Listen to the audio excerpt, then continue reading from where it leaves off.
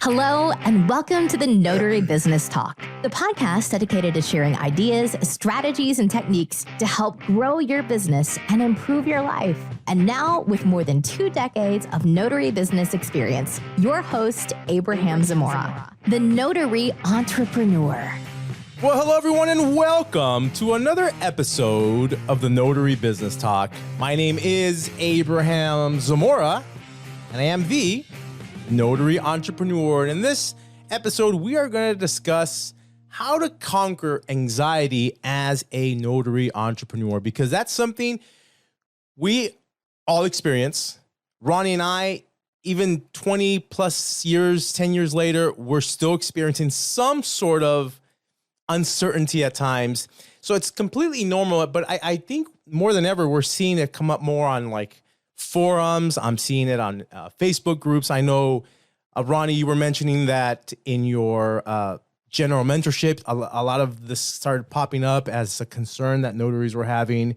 And so we're definitely going to discuss that. As usual, we have Ronnie Mickle on the show, who is the founder of NotaryStars.com and the co-owner of Unlimited Ink Notary, which is a nationwide signing service company. So as usual, let's welcome Ronnie to the show. Ronnie, welcome.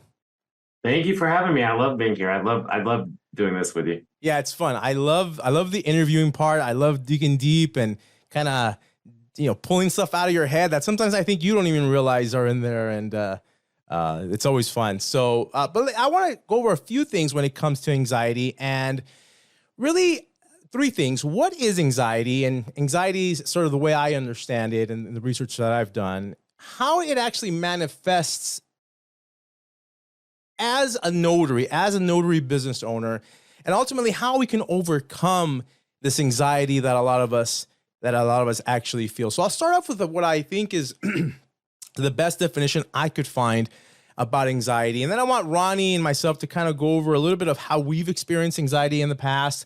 I want to talk about how it manifests itself in the actual industry, and then we can talk about some solutions. But going forward with anxiety, so as far as I understand it, anxiety stems from emotions that exaggerate risk, the risk of being a notary business owner. Another way of putting this is like an irrational fear, a fear that really doesn't make a whole lot of sense based on the facts of reality, right? And these feelings usually come from ideas that we hold in our mind that aren't necessarily true. So it's true that there are risks in being a business owner. It is true that there is risk in being a notary. Some of the areas that I think are legitimate areas to be concerned about, to think about, to put effort into making sure you're the best at in these things.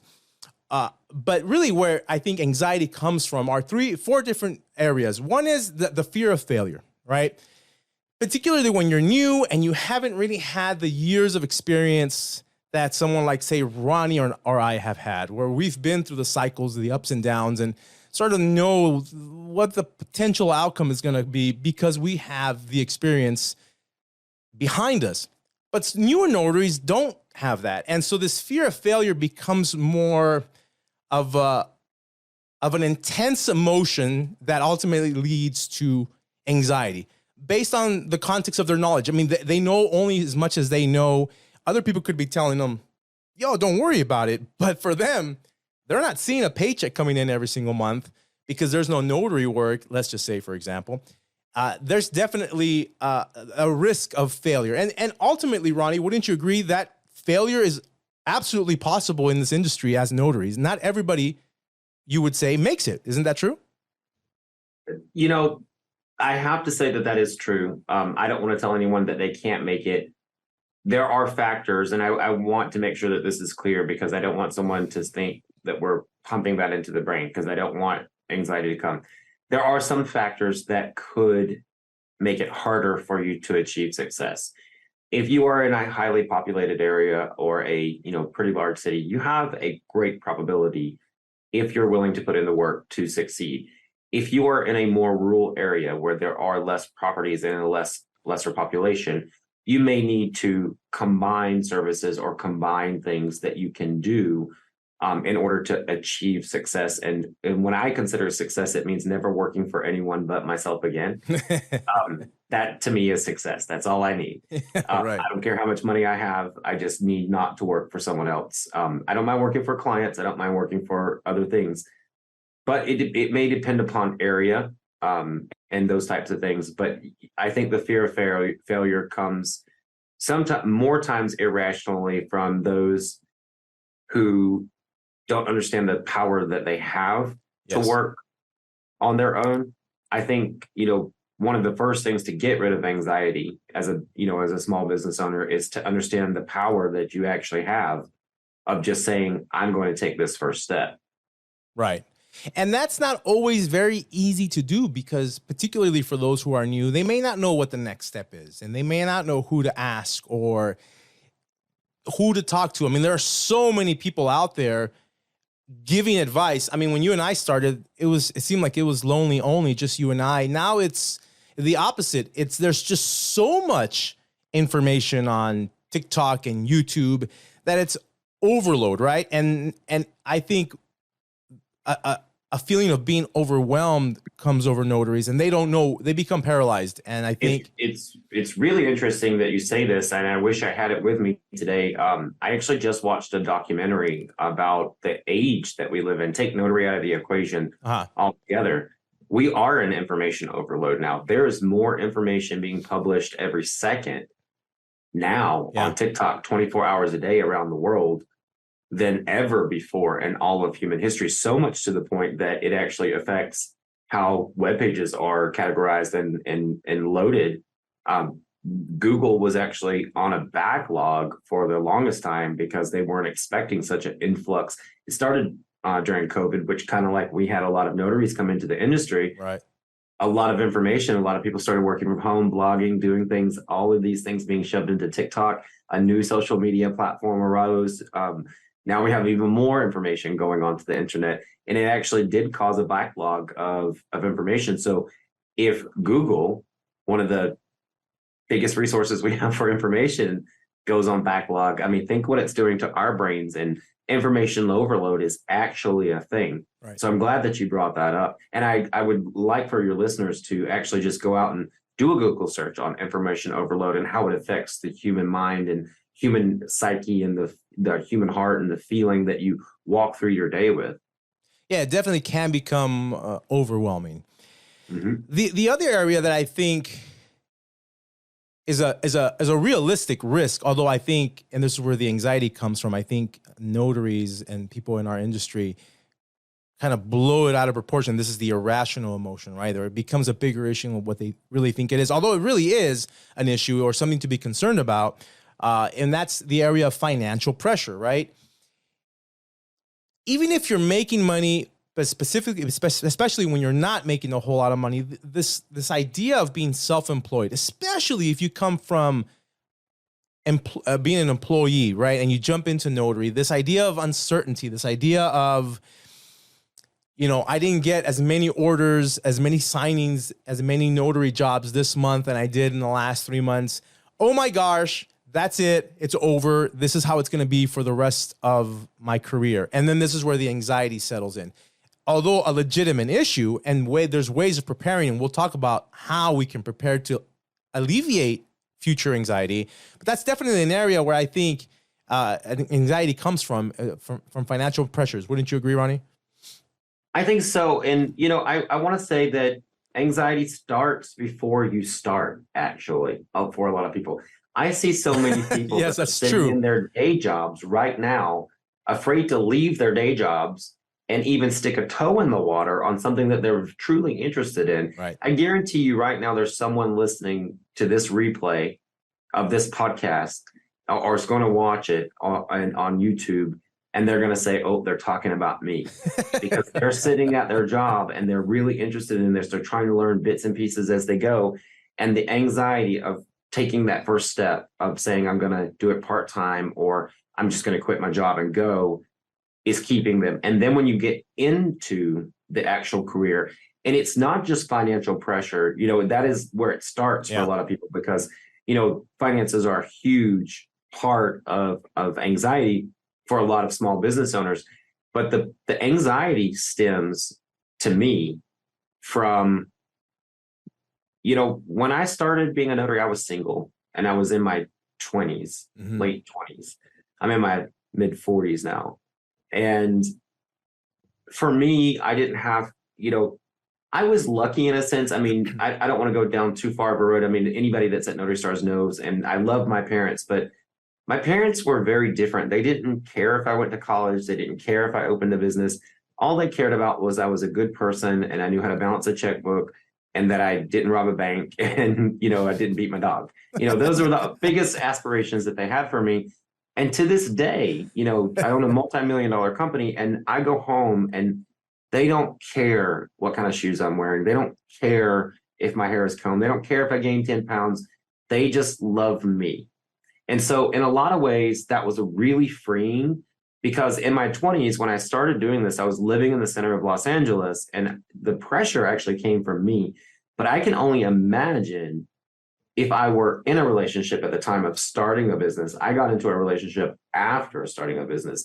But if you're married or you're in a long-term relationship, you have someone else to kind of answer to, and you are usually splitting the cost of life itself with someone else. And that is a huge pressure to take upon yourself. So that anxiety gets multiplied unless you have the right support system around you. Right. Yeah. Or kids. If you have kids, I mean, give me a break. Yeah, and you can't even talk about it with kids. Most people won't even discuss finances with their kids unless they're, 16, 17, 18, and then you start having to prepare them for the real world. But how do you talk about this with a 5-year-old and you say, mommy or daddy might not be able to get you, the food you like this week. We're going to be shopping generic. Yeah. It's kind of a hard conversation to have with kids, and a lot of parents won't have that conversation. Yeah. Yeah. And I mean, I hear it all the time, especially brand new notaries who are just afraid to take that first order. I mean, I have people reach out to me all the time, either through Instagram or they'll email me. By the way, if you want to email me questions and you want me to reach out to you and have a conversation, you can email me at contact@notarybusinessstars, notaries. I'm so used to notarybusinesstalk.com. And I'll definitely get back to you if I can within a few days. But I hear people come out, all the time. Hey, how do I just take that first step? I take that first sign. And oftentimes it's just overcoming that fear. But the next pressure that I notice that really affects notaries to the point where it becomes anxiety is quite the opposite, right? The workload demands. It's not when it gets really busy, not knowing when to say no, when to not take the order, which leads to overbooking yourself, being late, and oftentimes the fear, the irrational idea that leads to the exaggerated belief is if I don't say yes to these companies, they're not going to use me anymore. They're going to find somebody else. I mean, this can go in so many directions, most of the time, which, based on ideas that aren't based on truth. I mean, that's not really the truth. So what do you think about the idea of anxiety on the opposite end, where people are just trying to take too much or more than they can actually handle and they become overwhelmed? I have experienced this personally twice in my life. When I was putting myself through college back in Atlanta, before I left and moved to Los Angeles, I was worked at a bar and it was open 7 days a week. Back then, Atlanta was a 24-hour city for certain bars. My particular bar was open from 4 p.m. till 4 a.m. And they overhired for the bar because it was just slam busy. Uh-huh. We basically just could come to work and tell them when we wanted to work and when we didn't. We had to be there, the hot nights like Friday, Saturday, Sunday, but during the week, they didn't really care. But I was so afraid I was making great money. I was so afraid to say I wanted a day off, and I would always work an 8-hour shift and sometimes take up other people's shifts. And then I remember the first time I asked for time off and my boss just laughed at me and he was like, I think it's been like 3 years and you've never asked for a day off. You think we're going to say no? And I was like, okay, I got it. And he was like, you really don't have to work as much as you do. You do a good job. Flash forward into, I moved to Los Angeles, finished my degrees, go through life for a few more years. And when I first started with the notary business, I did the same thing. I got to where, and if you take training at Notary Stars, you'll hear me say, I used to come home and I would be sick. I would work so much. Yeah. And I would make mistakes early on in my career. My brain wasn't ready to process that many transactions a day. People often, and back then, just like I do, when this first all started, there weren't as many notaries. No. So there weren't ways for them to parse them out to more notaries. If you were a good notary and you serviced Los Angeles, you didn't service Los Angeles, you serviced all of LA, from the beach to downtown to North Hollywood. I mean, you were all over the place. And that just doesn't happen anymore. I mean, there's too many and they can get one closer. But I didn't know how to say no in the very beginning up until probably about 7 years ago. And, I've been very candid about this. I don't care if people think I'm weird when I say this, but at some point in the past, I actually overbooked myself so much that I wound up attempting suicide. Yeah. And I didn't feel it, like I never felt it, like I was in a dark place. But as I healed from that experience, literally, I found myself understanding that I didn't take care of me first. And it was the pressure at the time. I was getting into a relationship. I was going to get married. I was in a lot of pain because, some people know that I was ran over by a car years ago as a mobile notary. And I was dealing with, still getting my body in check. I'm doing great these days. But I was also at the time going through building a business. And that was just so much pressure. But I didn't know how to identify it as anxiety or pressure until it went too far. And so I'm glad that you mentioned that as well, because you can have the opposite of anxiety. You can just keep pumping yourself until there's nothing left to pump, or until it causes you to make a mistake or a big mistake like I did. Yeah. So it works both ways. Yeah. And I want to throw that out there because I know your story personally, and I knew you had some insights on that. And then the last area where I think anxiety creeps its little, vicious little head is it just being isolated as a notary or having a lack of support. I mean, when we work in an office, we have coworkers and we have other people that we can make friends with and talk with. But this, I mean, especially when we started, but now it's not as bad. I think there's other groups that you can belong to and chit chat with people. But it's been said that the notary signing industry, or just being a notary in general, is a very isolated, lonely business that lacks the kind of support that people sometimes need to feel emotionally healthy. And I think this is one of the dangerous ones because it leads to a subtle anxiety that builds up over time without you realizing, man, I would like some feedback, some human, interaction in the world that we live in the business that I'm in. I mean, what do you think of that, Ronnie? I think that also has kind of two avenues to look at. So when you're actually running your business, whether you're working with a signing agency or a title company, you're generally outside of their office, right, and you are sent an order. So you get in your car, you prepare your file, you go to the signer's home, you do interact with them, but there's no personal interaction because you have to be so professional because you don't know these signers. Then you leave that appointment, you're in your car by yourself. So that's the isolating lone wolf. When it comes to marketing, unless you're taking a marketing course, no other notary is going to share their marketing tips with you unless they're far away from you. Because as you move closer to making friends with other notaries, sometimes, and we have been encouraging that all year, to bring groups together because you should be turning competitors into colleagues. Sure. And actually sharing resources. We've talked about that before. But a lot of notaries do create the facade of, no, I don't want another notary in my life. And to top it all off, to this day, I don't think anybody in my family truly understands what I do. I mean, I can't show them. It's not like I can bring them to my office and be like, this is my notary journal. Look at all the entries. Yeah. I can't take them to, signing with me. I can't show them. I mean, they can see what I do on Notary Stars as far as teaching. And now they're starting to kind of get it. But back then, like, people were just like, what do you do? And how do you explain it? I mean, you can tell them, but it's not like, like my dad worked at Duracell my entire life. And he could take me, to his job once a year, and they had a fair. And, my mom worked at department stores and things like that. I could walk in and see what she did for a living. You can't really do that with a notary. So it's sometimes the isolating factor is it's really hard to share what you do and have people understand. Yeah. Yeah. And I think that's part of why I created this show, this podcast. I think it's something that, and I get the feedback, I get the people feeling inspired by what we say. And the reason I focused on the podcast as opposed to, say, YouTube videos and stuff is because I know people are driving around and they listen to the show. They listen to the entirety of the show. So hopefully that helps a lot of people out there who listen to this. I just want to say, it's probably once a week, if not twice a week. Yeah. Okay. We process about 3,000 transactions a month. I know a lot of notaries that would probably like to have more conversation, but at least once a week, someone calls me almost on the verge of tears, and sometimes in tears. Yeah. And our heart always sinks for them, where they say, I don't think I'm going to make it. I don't know if I'm cut out for this. Yep. And for anybody listening, if you're listening to this, you're trying to better yourself. You're trying to find your way.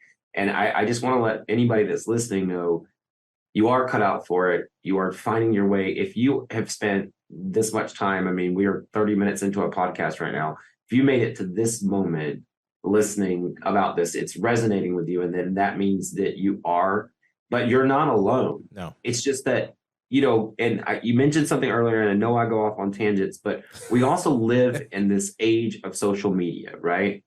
Where we're watching other notaries on TikTok who are having an amazing day and they look great in their fabulous outfits, and their life sounds so wonderful when they're standing outside their fake TikTok title office that is not even real, talking about how much money they made, just so they can sell you something else in the video. We live in that age where you start to kind of believe the unreality of this. And the NNA actually did a real study on how many notaries actually make six figures. And I don't remember the number right now, but it was significantly low. Yeah, it's like 8 to 10%, I think. It's really low out of 450,000 notaries in the country. Yeah. Really low number compared. And out of those 450,000, only about 80,000 of those are actually loan signing agents. So just so you know, the notaries above 80,000, they're not making six figures. Those are working at banks. They are just part of the NNA because they are a notary. They may be doing general notary work, but you're not making six figures off of that kind of work. It's definitely going to have some, heavy lifting, high paying ticket items in there. But people are looking at social media because there are a handful, even out of that 80,000, a handful of notaries who go on social media and really grind it in, which takes away a lot of people's self-worth. When they're finding their way, they think, I want to be that person. I'm not as good as that person, but that's not true. You just haven't found your greatness yet. Right. And so I think it's important to note that too, that social media can play a factor in your well-being. I actually don't look at social media. I know people see me on social media a lot, but that's not me. It's actually a hired team. When I post, it's very rare, and it's usually the stupidest thing that we post. I posted something recently on Instagram, and Gloria was like, "You're not really good at this." I am good, but I come up with cheesy little things that I want to post, and because I don't really care about. And I made a post recently on Instagram, and I realized I don't show my face on Instagram like a lot of companies do. Right. Because Notary Stars for me is not about how I feel and what I want other people to feel. It's an informational exchange for me. So I want people to be aware that also what they're allowing into their eyes and their ears affects how they feel as well, because it can add pressures that don't need to be there. Right. So I again, it's a tangent, but I feel it's important to add to the conversation. And I'm glad you said that, because I think what ends up happening is it creates this false expectation, right? It becomes this, and I think you're right. I'm sure there are a few of those notaries who are claiming that they make, six figures every month, every year, and they usually have a course behind them that they're trying to shove down your throat. And I doubt most of those are actually making that kind of money, but it creates this sort of expectation, especially for newer notaries, that that's the goal. That's what they should fight for. That's what they should. And I just had a guy, his name was JC. He's from Texas. He reached out to me and we started talking on Messenger on Facebook. And then I said, you know what, let's hop on a Zoom call. So I talked to him for like an hour. The guy's brand new. He started 4 months ago. The guy's hungry.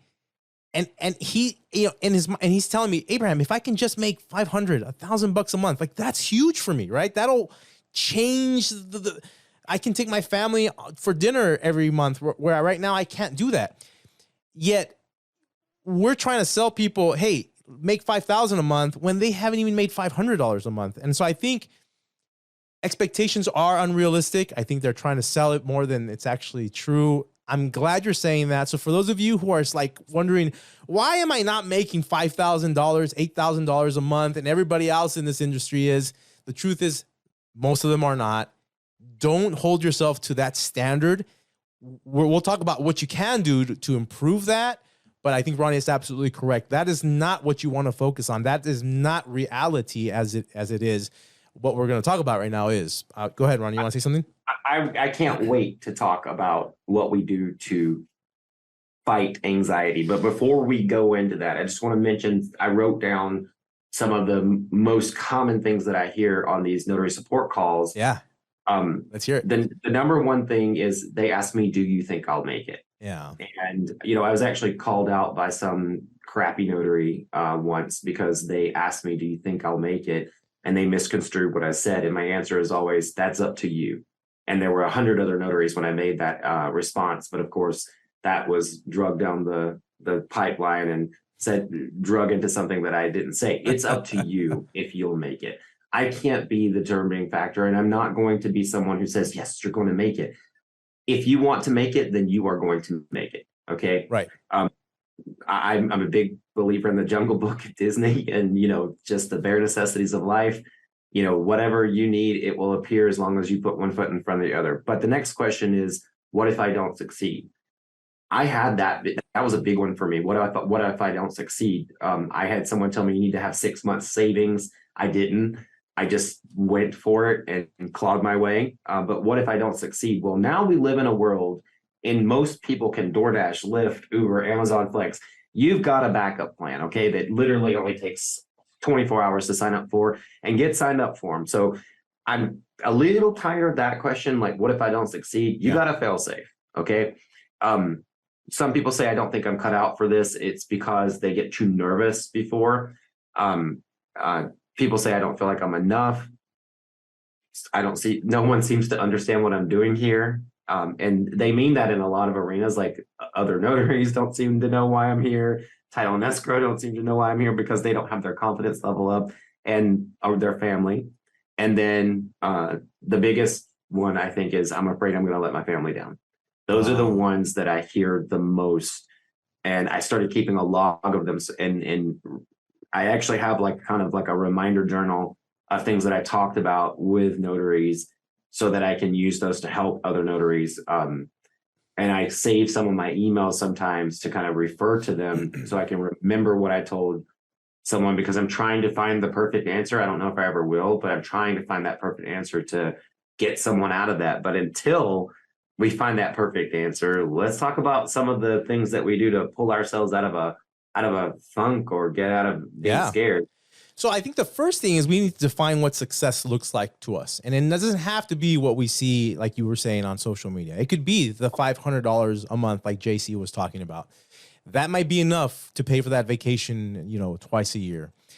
So what is success? And in terms of the answering the question, will I make it? I believe there is a systematic, step-by-step way to identify whether you will or you will not make it. And I'm going to discuss this. And then this might be the answer you were thinking of, Ronnie, when you spoke earlier about the way to overcome this anxiety, particularly of this fear of, will I make it, right?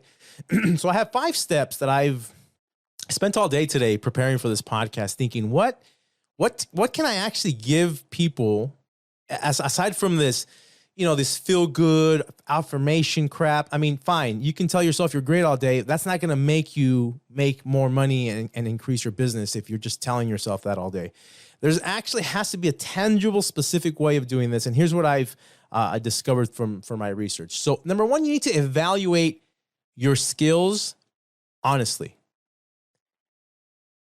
Most of you don't realize how good you are, I think, or don't take the time to really sit down and appreciate the value, the skills, the attributes, the characteristics you have that make you great. You may have come from sales. You may have, maybe you were in an industry where customer service was, maybe you're great at remembering people's names. I mean, there's so many things that are great about you that can translate into helping you grow and improve your notary business. And I think the first step is to identify your strengths. Identify what skills you have that will help you in business. That's step one. And I want you to, if you want to speak to that, Ronnie, go ahead. But I have 5 things that I want to talk about here, and we can discuss them. Just a little funny thing here. One of the things I hear all the time is that I don't want to go back to corporate America, or I think I'm going to have to get a job again. Yeah. Well, if you think you're going to get hired and you don't want to go back, I hear a lot of people who left their job, they were there for 10, 15, 20 years, which means they can hold a job, right? So they had skills that people wanted. Right. And they were being paid for those skills. But yet they fear going back to that job. And I just think, like, if you fear going back to a job that wouldn't let you go and you left it, why can't you assess as a business owner why you hired yourself? Yeah. Because you hire yourself as a business owner, you write your paycheck. And so you need to take that assessment and be like, okay, I'm hired, and now I just have to earn the money. Stop looking at you're not good enough, for this position. Right. And thinking I'm gonna have to go get another job where somebody else can evaluate me. I'm not doing that to myself. Sorry. Yeah.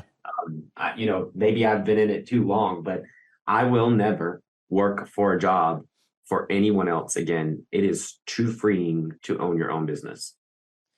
Yeah. And for everyone that's listening, let me just tell you right now, there's a reason why you made a decision to become a notary, to start this business.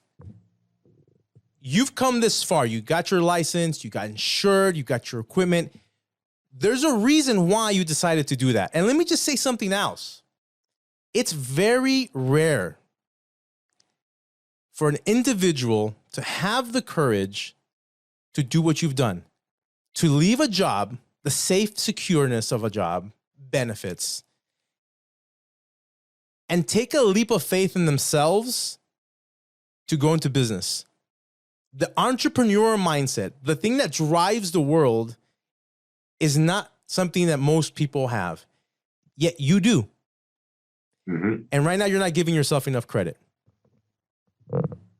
So I need you to go back and think, what made you do this? What caused you to have enough courage to say, I'm going to do this, whether you've quit your job or you're thinking about it, or you've already gone full time as a notary and you're stressed out about what's going on in the market. What is it? And I mean, what are some attributes that you think make a great notary? I think honesty is one of them, a great customer service, your responsiveness, right? What other attributes do you think people might start thinking about and asking themselves, do I have these? What do you think, Ronnie? I think when you're asking yourself those questions, the last thing on the list should be, I thought I was going to make more money. Yeah. Because, again, I don't want to say everyone's going to make a great deal, but those who apply themselves in this industry and give it just a little time and a little effort go a really long way. So I think monetary should be the last on the list. If you perfect your craft as a notary, you will never be without a job. Yeah. Yeah, absolutely. It's just not going to happen. And that leads to the second point, which is analyzing the market facts. And I'm talking about reality. What is the reality of the market? What is actually happening? Not what do you think is happening? What do you think is going to happen? But what is actually happening? So, for example, right now we know it's a bit slow because the rates are high. That's a fact of the market. That's the reality of things. When the rates go down, the reality is that based on past experiences, it's probably going to get busy again. But you need to understand where we're at. Is it true? So here are some facts of reality, right? Is it true that there are more notaries now than there were before COVID? What do you think, Ronnie? That is a fact that there are more notaries now than there were before COVID. Yeah. It's a simple fact. Now, are all of those notaries full-time? It is a fact that they are not. Absolutely. Right. Some of them are only working on weekends. Some of them are taking the files that you don't want to take. Right. Some of them are going great distances for lower file fees, and some of them are not going to be confident enough to walk in and get direct business. Whatever you want in this industry, there's enough of. And I have to tell you, I want to find the right analogy for this, but people need notaries, and Yes. you don't just make your money off of title and escrow in this industry. Thank you. I was just telling Travis, so we brought on a big client, and we kind of had this one client come through that needed a bunch of work done, and right before, and then they kind of just slowed down and the new client came in. That's business. We've had clients come in before where they spent, great deals of money, and then it's not that they left us, it's just that we finished the project with them. We've had instances where people needed thousands of things done by notaries, and we filled the room with 10 or 12 notaries, and they just notarized all day long. And those were great appointments. And then it would be strange, we would make all this money from that, and then our clients would be slow that month. Yeah. You can't base your future all on monetary. It just can't be. Right. Yeah, and I think being honest about the facts of the reality and analyzing the market is that you'll see the good and the bad of what's going on. And this is where I think a lot of notaries will start to panic, because the big fish right now, if we were using a fishing analogy, the big fish for notaries is loan signings. I mean, that's what everyone's going after, right? And if I was to think, this analogy, I don't know why it keeps popping up in my head, but imagine, I don't know if you fish or not, Ronnie, I don't fish, but imagine you're going to go fishing and there's this big pond, right? And most people are fishing for loan signings. So they all get on their boats and they go to the middle of the lake and they're all trying to fight each other. And that's where 80% of the fishermen are trying to catch this fish, loan signings. And in my mind, I imagine they're making such a ruckus that they start scaring the fish off. And a lot of the fish kind of go to the edges of the lake. The rest of us might see that and say, okay, it's a little too crowded, possibly, in the middle of the lake. Let me go outside of the mayhem and find other creative ways of catching these fish. And while everyone's... Abraham, I'm so glad that you're mentioning this, because this just brings me to a point. For anybody listening, I really want them to go to YouTube and look for a video called Notary on the Street. Okay. It is a new concept of how to market your notary business. We just did an expose with Marcy Tiberio from the New York Notary Alliance, who started the Notary on the Street. Uh-huh. It's exactly what you're talking about in this analogy. Perfect. So keep going, because that's a perfect example. Yeah. Thank you for, by the way, this is why we do the show, right? We want you guys to get informed. We want to help you out as best as we can. You're taking the time to listen to this, and we're making the time to provide this. And I think we're each trading value in that sense. But if we can be honest about the lake, and in this case, the market is the lake, then we can say, all right, look, there are opportunities outside of the lake where none of the fishermen are crowded. And let me fish there. And now you're catching fish enough to take home, enough to feed your family, because you're focused on reality. So, these are now we're talking about the steps that are going to help you overcome anxiety. A lot of the notaries who have the anxiety is because they're not taking the time to, one, figure out what they're good at and what their strengths are and how they can leverage those. Two, they're not taking the time to analyze the facts of the market. And as a result, they're not able to see the opportunities of where you can catch more fish. And that's how I see that. Okay. once you've identified the facts of reality, then the third thing is to trust your mind and trust that what you just verified and what you've analyzed is true and correct. This way, you can start asking yourself, well, what else can I do to make money, to be successful? It creates a completely different dynamic in your brain and your mind to start seeking opportunities instead of whining and complaining of why the new notaries are taking your job and you're not making $200 a signing like you were 10 years ago. Get over it, people. Give me a break, right? So the fourth one is then judge yourself independently. Take everything you've just gathered, your strengths, facts of reality of the market, the fact that you've done the job properly to analyze this, and now judge yourself. Okay, based on what I know, based on the qualities that I have and the opportunities that I see, and can I truly be successful in, say, going after general notary work, or maybe doing fingerprinting, or doing, maybe just specializing in going after jail notaries or hospital notaries. I mean, there's so many specific ways where you can generate $500, $1,000, $2,000 if you focus on a specific niche that no one else is looking at, because they're all chasing the loan signings. That would be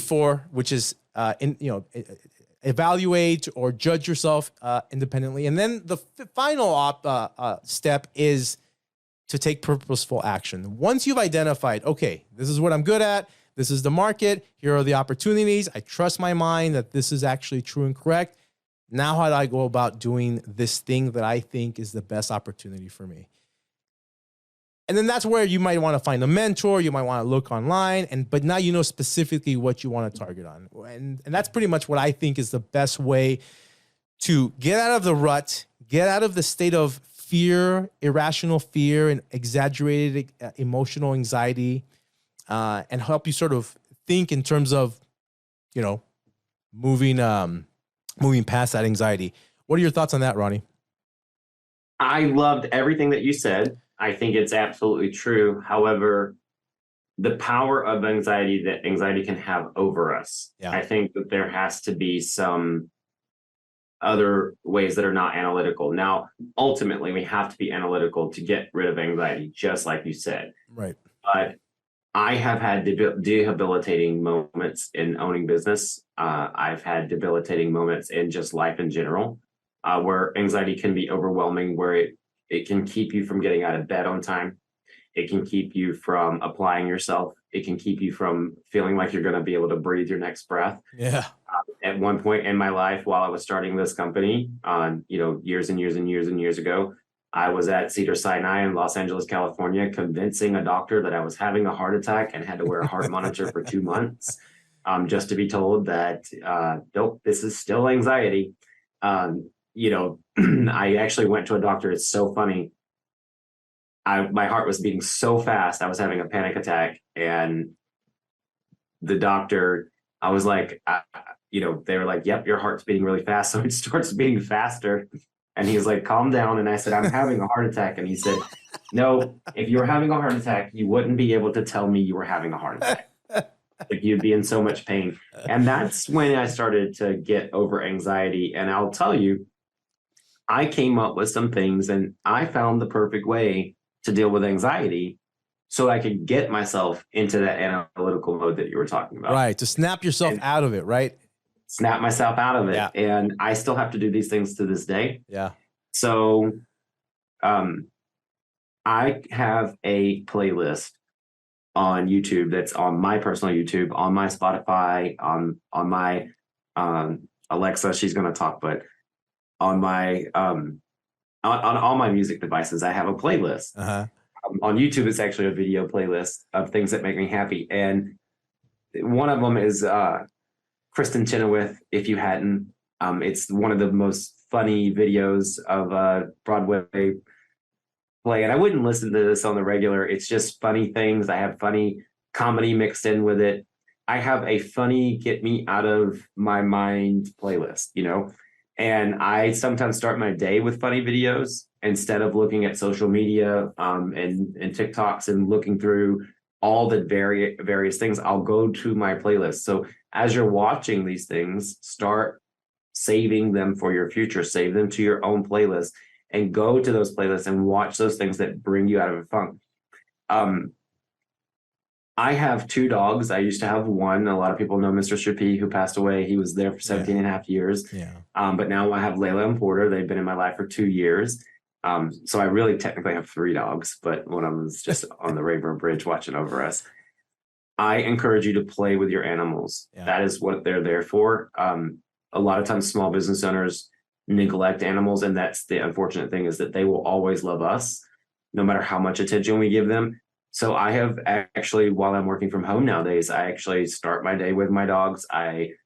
My breaks also are breaks for my dogs. So we go out and do our walk in the morning, and Layla, it's like she's wearing a little watch, but 11 o'clock, they get a treat, and I go into the kitchen and have a snack. Then 1 o'clock, their pee break, and we go out and walk, and I walk on a path that I want to walk on. And then we have our, 2 p.m., 3 p.m. Time. Then they eat at 4 o'clock. And by the way, they have 3 small meals a day. And then we go outside in the evening. Right now in Arizona, it's a little bit hot, so I spend a lot of time throwing the ball for them so that they get their exercise. But one of the things I found the most to be able to shake off anxiety, and I hope everybody made it to this point, because I feel like I found the cure, and a lot of people who have anxiety don't understand this. So when I feel panic coming on, or I'm having a bad day, I do things that I did when I was a teenager.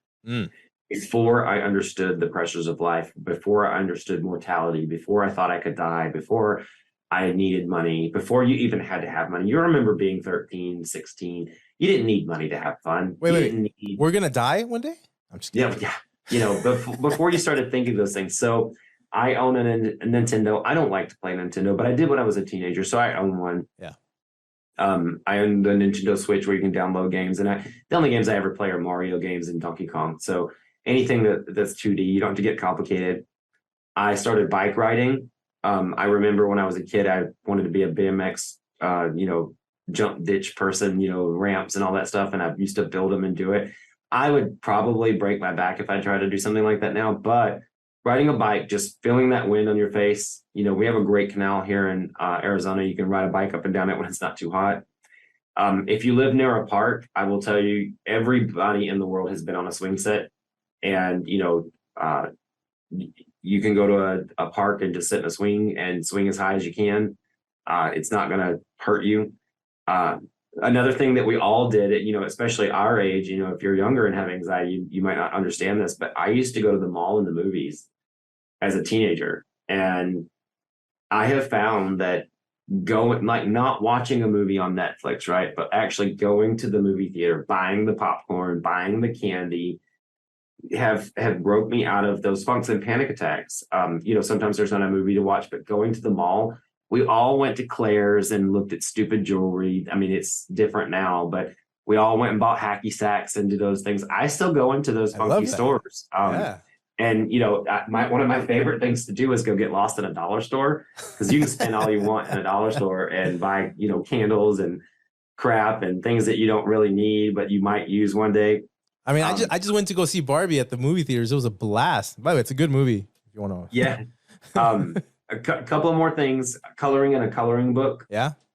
They make adult coloring books as well, where it's things that you can hang on your wall and frame and all these things later. Another thing is, call up an old friend. If you find yourself, you don't need to tell them you're having a panic attack, especially if you haven't talked to them in a while. Yeah. But calling an old friend and just catching up and saying, "Hey, I haven't talked to you in forever, and I just want to see how you're doing." You can wind up being on the phone for an hour and a half, 2 hours sometimes. And the biggest thing is identifying why you're actually panicky or having anxiety, and what you're really stressing about. You need to speak those words out loud. And I have found, once I actually identify what it is I'm dealing with, because sometimes as a business owner, there's so many things that you don't really understand why you feel the way you feel. Right. When you start naming things, and the way I do it is I say, I've got too many calendar appointments this week. I've got, to do this, I need to find a way to balance this. I'm trying to save for a vacation. I start naming the things. And for some reason, you will always know the moment you hit the answer. It will be like a ton of weight lifted off. And then when you find that answer, you can address it. That's when you can start getting to the analytical side, because until you identify it or until you bring down the anxiety, it's going to be hard to get to that analytical point that you talk about, which is very much a part of taking that big step forward. Sometimes though, you have to take that little step and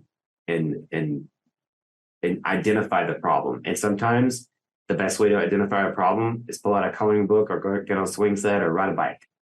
Absolutely. Yeah. And that's called introspection, right? And so the process of introspection, which is what you just described, and I studied this extensively, which has been very helpful, is the first thing to do is identify what emotion you're feeling. So is it anger? Is it stress? Is it fear? Is it sadness? Then you have to ask yourself, okay, what triggered that emotion? What specific event caused me to feel that feeling, right? Mm-hmm.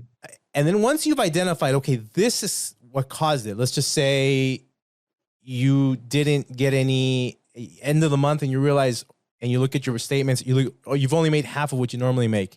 And you start feeling this fear or this anxiety. That's the trigger. Then you have to ask yourself, okay, what idea or belief is behind that event that's making me feel this emotion? And then the fourth question is to validate it. Is that feeling or idea true or not? So let's just say you don't hit the month that you typically hit and you start to panic, you have anxiety. Then you ask yourself, what is the idea or belief that I have in my head related to this trigger? Oftentimes, if you're honest with yourself, and the introspection is to look into your consciousness to find the answer. In this situation, it would be something like, well, it means that the notary business is dead and I'm never going to have work again. Then you ask yourself, is that true? I mean, is that valid? Is that a correct belief or idea? Once you realize it isn't, which it isn't, notaries have been around for over 2,000 years. We're probably going to stick around for a little longer. Then you start to realize, oh, it's the idea or belief that popped into my head based on that trigger that's incorrect, which is causing this emotion. Now you can reprogram your head, start fixing that idea or belief that you're holding.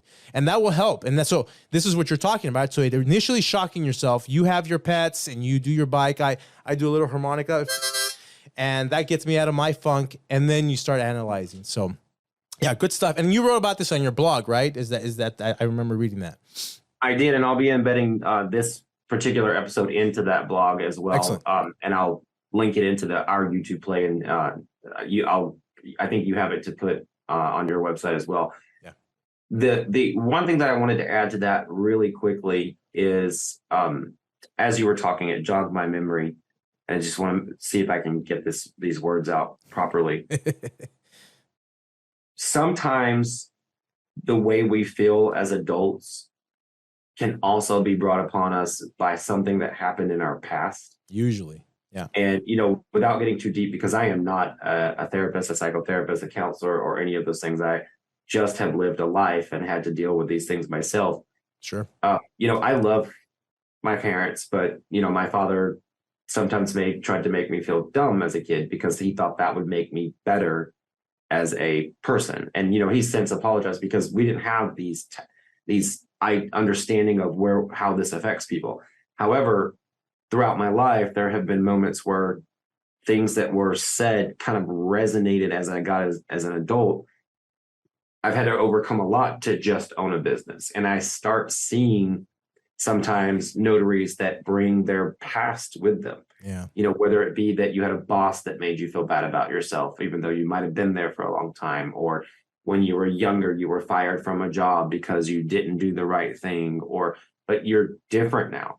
You're, the further you have away, and even if it was your last job, you're in a whole new place now, and you can't bring something that happened from the past into the future. I mean, you can, but you shouldn't let it. And I said this on another call with our general mentorship weekly. And I think this is the last thing I'd like to say is anxiety is not on your payroll.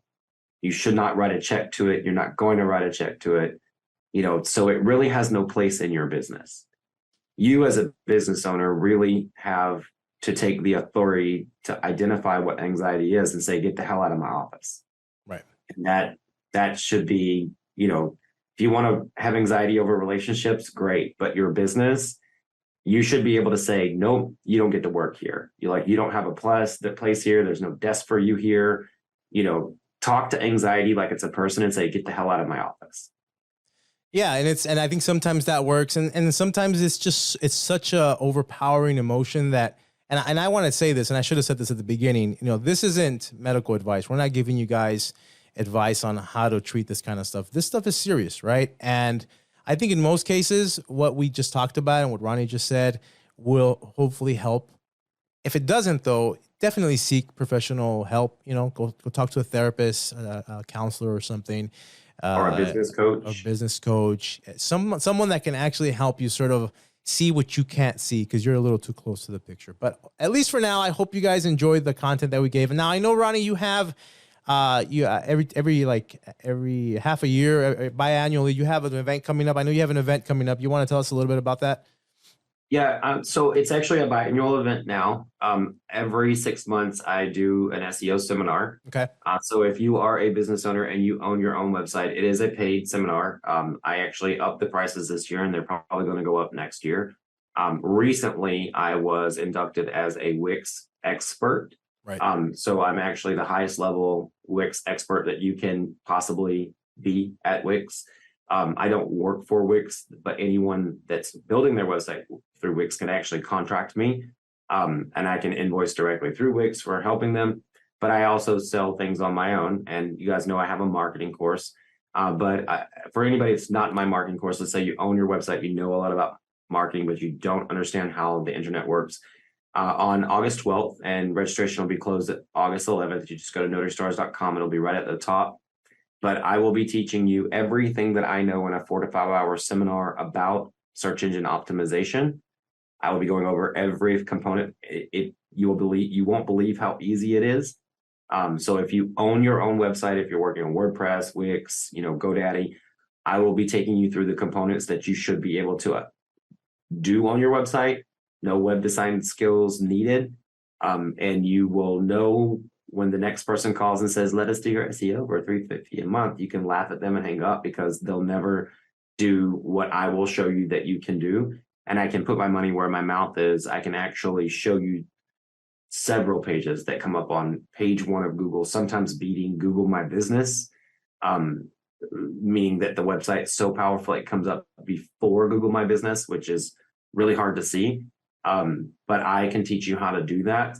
And if you're interested in learning, the registration is on notarystars.com, just right at the very top of the page. Excellent. All right. So if you guys are interested, if you think that's something that might benefit you, that might help you go in the direction that you've identified as the direction you want to go in because it makes most sense to you, then go to notarystars.com and check that out. And Ronnie's a good friend of mine, and I've worked with him for many years. And so, he's definitely helped me out personally. So Ronnie, thank you for being on the show. And I also want to say that, more than ever, I'm really interested in hearing from you guys. You guys get to hear from me and from Ronnie and the other guests that I typically bring on this show. But I'd like to hear from you guys. I really am interested in knowing what kind of things you guys are struggling with, what kind of things you're needing help with. I think I'm looking to hopefully do more shows more frequently, and I think that kind of information would definitely help me with creating content that's valuable for you guys. So if you guys have any ideas, anything you're struggling with, reach out to me. My email is contact@notarybusinesstalk.com. Until then, I hope you guys enjoy the show, and until next time, be well, take care, and stay productive. Thanks a lot, guys. Take care now. We hope you enjoyed this episode of the Notary Business Talk. To learn more about becoming a notary entrepreneur or to find out how Abraham can help you achieve your business goals, visit notarybusinesstalk.com.